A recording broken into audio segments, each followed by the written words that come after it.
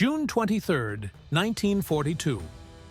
Royal Air Force spotters at Pembrey Airfield in South Wales watched through binoculars as a sleek German fighter descended through the clouds and lined up for landing. Alert sirens should have been screaming. Anti-aircraft guns should have been tracking the enemy aircraft, but something about the pilot's approach seemed wrong. The Focke-Wulf 190 touched down smoothly on the grass runway and rolled to a stop near the control tower. The engine shut down. The canopy slid back, and Oberleutnant Armin Faber of Jagdschad II climbed out of his cockpit, pulled off his leather helmet, and looked around at the unfamiliar buildings. Then his blood ran cold. The aircraft on the flight line weren't Messer Schmitts. They were Spitfires. The uniforms running toward him weren't Luftwaffe gray. They were Royal Air Force blue. And the realization that hit Faber in that moment was the same one simultaneously striking British intelligence officers across southern England. Germany's most lethal fighter, the aircraft that had been slaughtering Allied pilots for months. The mysterious new weapon that seemed invincible in combat had just been delivered intact to Britain by a pilot who had gotten disoriented and thought he was landing in France. The intelligence windfall was staggering, but what American test pilots would discover when they finally got their hands on this aircraft would change how every Allied fighter engaged German aircraft for the rest of the war. For 8 months, the Focke-Wulf 190 had been a nightmare haunting Allied pilots across the Channel. It had first appeared in combat over France in September 1941, and from its very first engagement, pilots knew they were facing something extraordinary.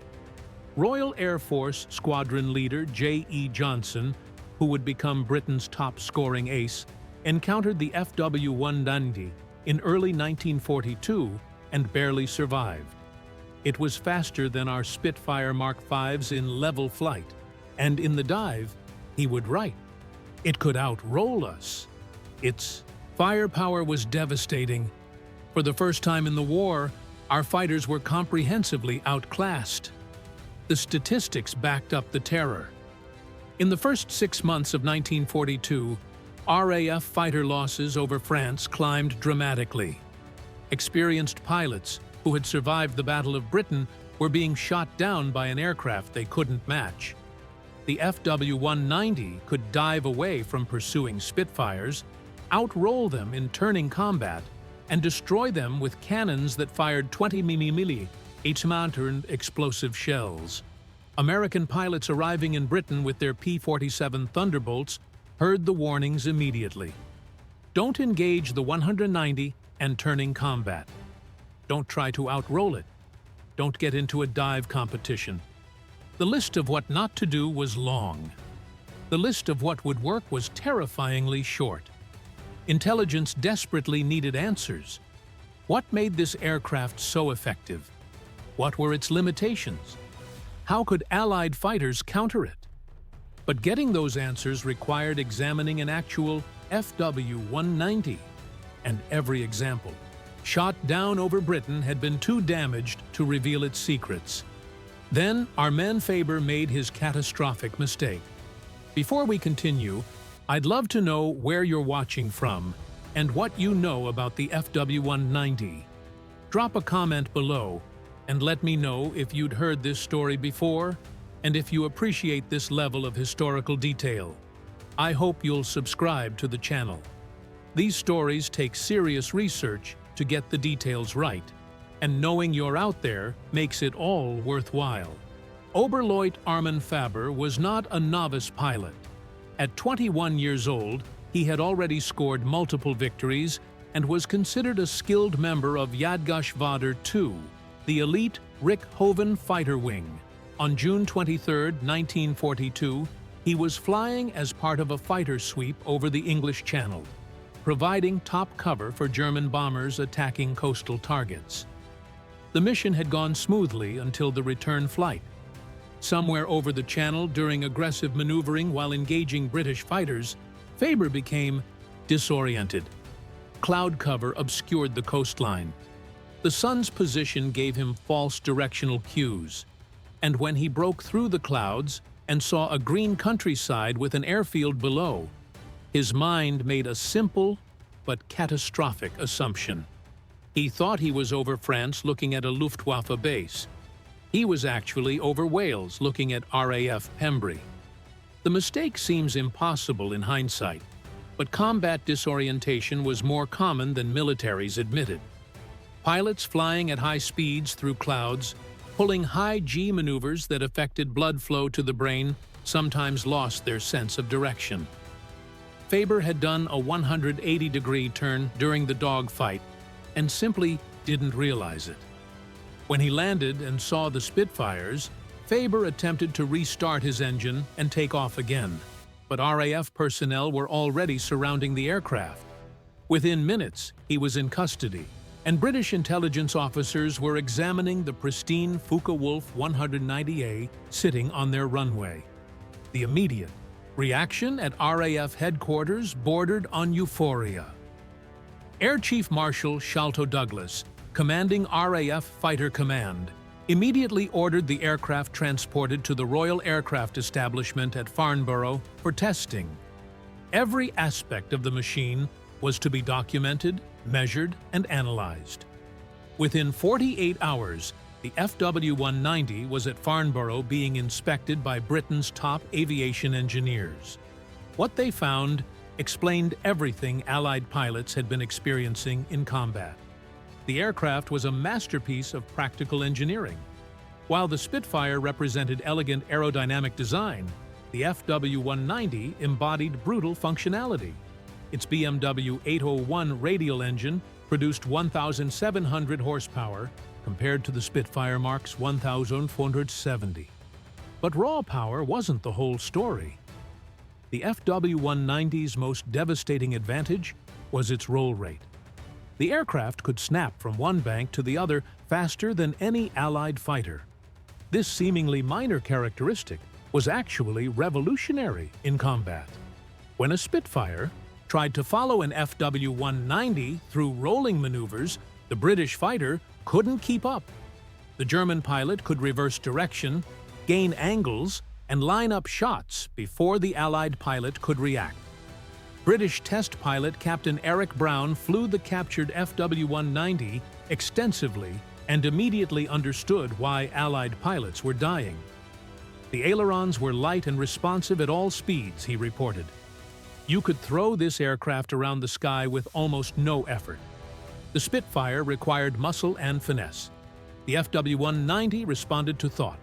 The firepower advantage was equally stunning. The FW-190A3 carried 420mm MG-151 cannons and two 7.92mm machine guns. A two-con burst delivered more explosive power than a Spitfire Mark V could generate in 10 seconds of firing. And the weapons were mounted in the wings close to the fuselage, creating a tight concentration pattern that was devastating at combat ranges. The dive performance explained how FW-19 consistently escaped pursuing Spitfires. The German fighter's heavier weight and cleaner aerodynamics meant it could outdive anything the RAF flew.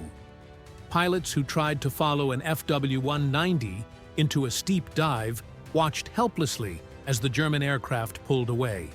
But the testing also revealed weaknesses. And this is where the intelligence value became strategic gold for Allied forces. The FW-190's radial engine, while powerful, created cooling problems at high altitudes. Above 20,000 ft, the aircraft's performance fell off dramatically. The engine struggled in the thin air, and pilots reported loss of power and overheating issues. Meanwhile, the Spitfire's Merlin engine, designed for high-altitude operation, actually performed better as altitude increased. The heavy weight that made the FW-190 a superior dive bomber also made it less maneuverable in sustained turning combat.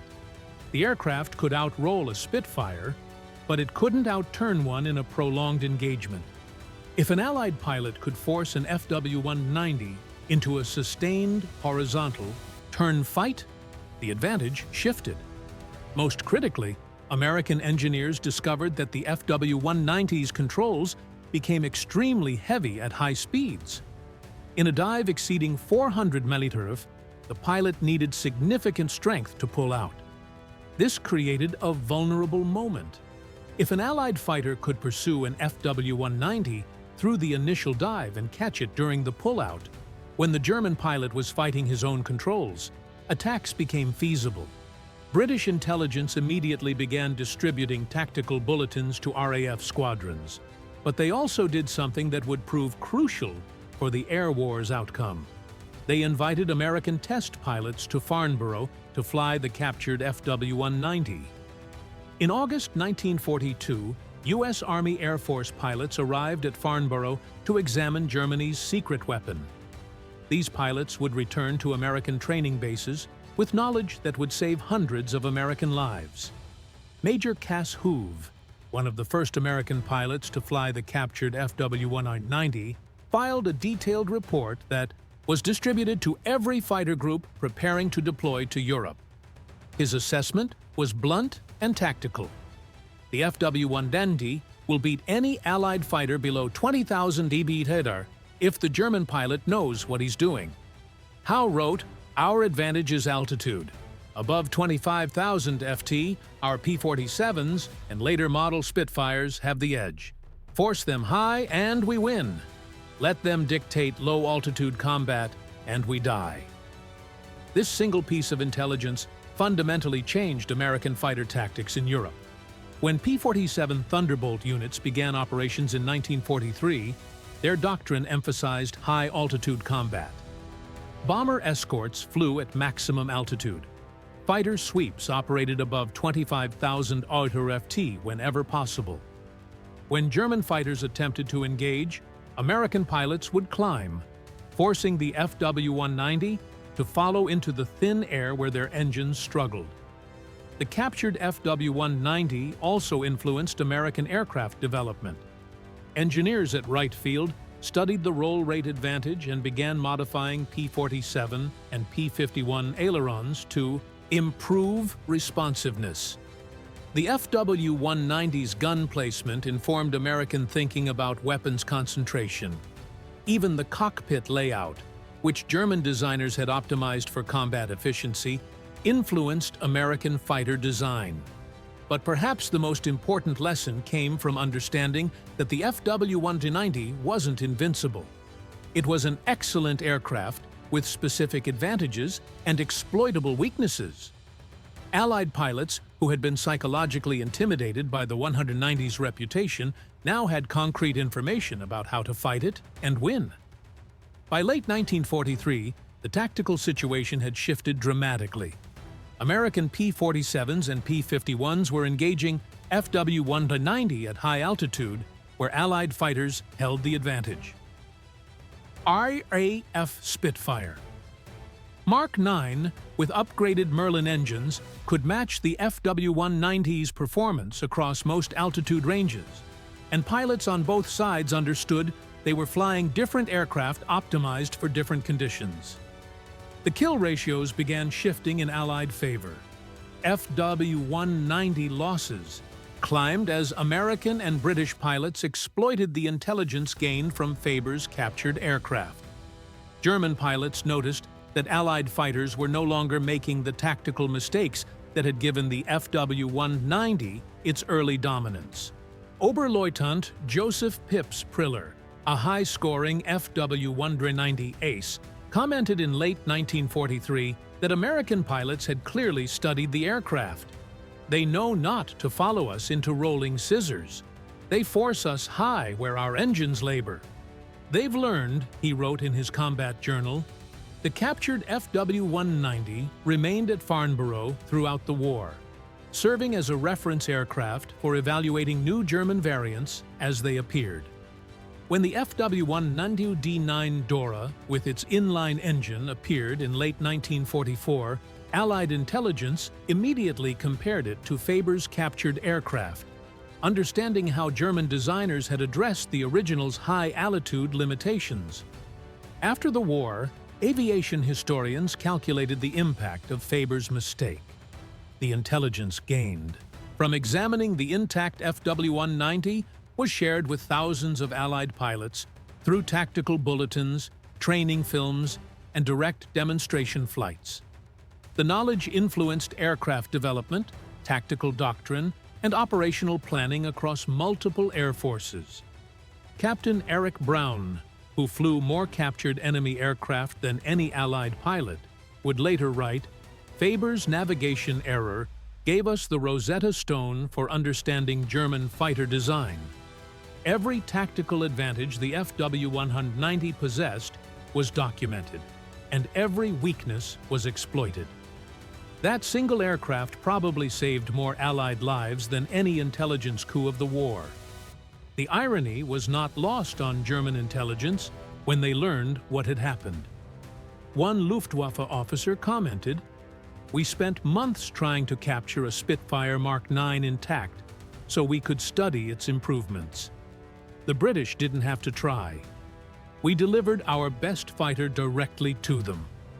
Armin Fabers spent the remainder of the war in a prisoner of war camp in Canada. He survived the war and returned to Germany, where he lived until 1976.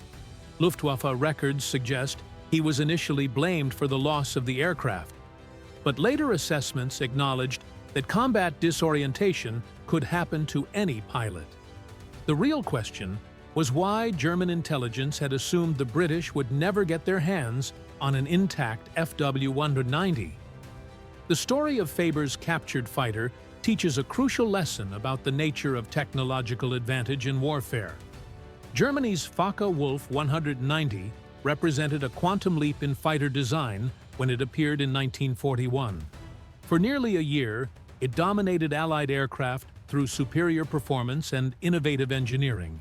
But that advantage evaporated the moment Allied engineers could examine the actual machine. No aircraft is invincible. Every design involves compromises and trade-offs. The FW-190's low-altitude dominance came at the cost of high-altitude performance. Its excellent roll rate came with heavy, high-speed controls. Its powerful armament added weight that reduced maneuverability. Once Allied pilots understood these trade-offs, they could exploit them. Today, the FW-190 is remembered as one of World War II's great fighter designs.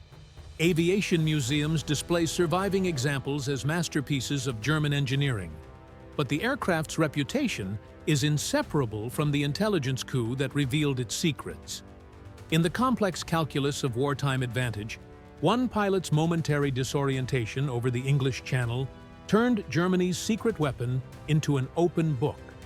The FW-190 that Armin Faber accidentally delivered to Britain became the aircraft that taught the Allies how to win. The lesson echoes through military history. Superior technology matters.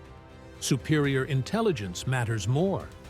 And sometimes, the greatest victories come not from devastating attacks, but from simple mistakes that give your enemy exactly what they've been desperately seeking. The Focke-Wulf. One, on my could have remained a mystery, an invincible opponent that continued slaughtering Allied pilots through psychological advantage as much as technical superiority. Instead, it became a teaching tool that every Allied pilot studied, learned from, and ultimately defeated. One navigation error, one landed aircraft, one intelligence windfall that changed the air war over Europe. That's how America got Germany's secret fighter. And that's how a single mistake shifted the balance of power in the skies.